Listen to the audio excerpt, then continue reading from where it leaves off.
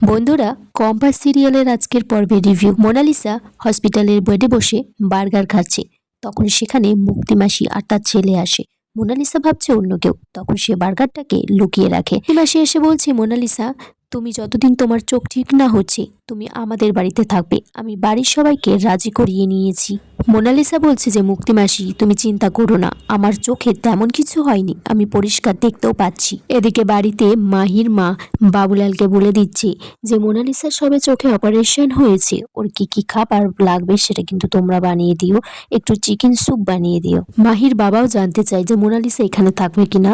তখন মাহির মা বলছে কম্পাস নিজে দায়িত্ব নিয়েছে মোনাকে এই বাড়িতে রাখবে বলে। তখনই বাড়িতে মোনাকে নিয়ে এসেছে। কম্পাস বলছে যে মোনা ম্যামের ওষুধগুলো টাইম মতো আমি দিয়ে দেবো বিহান স্যার, আর তাছাড়া মোনা ম্যামের সেবা করার অভ্যেস আমার আছে। মোনালিসাও মনে মনে বলছে, হ্যাঁ, আর তোকে চাকরের মতো খাটানোর অভ্যেসটাও আমার চিরকালই আছে। মুক্তি তখন সবাইকে বলে যে এবার সেনাপতির ডিএনএ টেস্টটা হয়ে যাওয়া উচিত, কারণ ও যে অখিলেশের ছেলে, এই বাড়ির উত্তরাধিকারী, সেটা সবার জানা উচিত। মুক্তি ঋতুজাকে বলে যে তোর কোনো চেনা জানা ল্যাবেই এই টেস্টটা করিয়ে ফেল, কারণ ভবিষ্যতে তুই যাতে আমার উপর কোনো সন্দেহ না করিস যে আমি যদি কোনো গন্ডগোল করে ফেলি রিপোর্টে।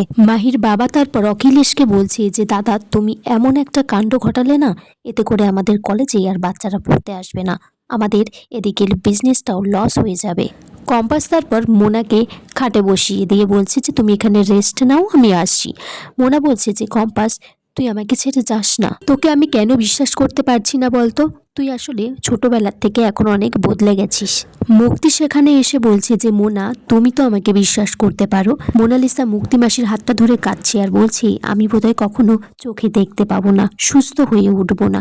বিহান কোথায়? বিহান বলছে, এই তো মোনা, আমি এখানেই আছি। মোনালিসা তারপর বিহানকে বলে যে এখানে একটু বসে যেতে। বিহান বলছে যে আমরা তো আছি, সবাই তোমাকে সুস্থ করে তুলবো, খেয়াল রাখবো।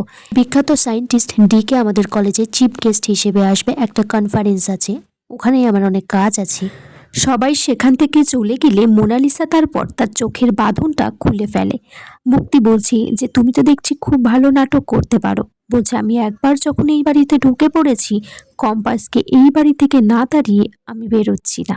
দিকে কম্পাস ঋতুজাকে বলছে যে ডিকে শুধু আমাদের কলেজের সম্বন্ধটা নিতে আসবে কালকে, উনি একটা ক্ষমতাশালী মানুষ, অনেক নেতাদের সাথে ওনার হাত আছে, আমার মনে হয় উনি আমাদের কলেজে কোনো টোপ হিসেবে ব্যবহার করছে।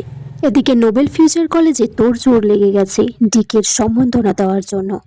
ঋতুজা বিহানকে ফোন করেছে, বলছে এই ডিকেই কিন্তু সে কম্পাসের বাবাকে কিডন্যাপ করেছিল, আর কম্পাসকে ক্রমাগত চাপ দিচ্ছে ফর্মুলাটা নেওয়ার জন্য। তখন সেখানে অখিলেশ এসে বিহানকে বলছে যে ডিকের আসতে একটু দেরি হবে, উনি কোন হসপিটালে যাবে, সেখানে কিছু বাচ্চাকে চকলেট গিফটস দেবে, তারপর এখানে আসবে। কম্পাসের দিকে মনে মনে ভাবছে যে তিনি নোবেল ফিউচার কলেজে এসে কি করতে চাইছেন আমাকে জানতেই হবে। আর এখানেই আজকের পর্ব শেষ হয়ে যায়। বন্ধুরা, তোমরা কমেন্টস করে জানিও কেমন লেগেছে আজকের পর্ব।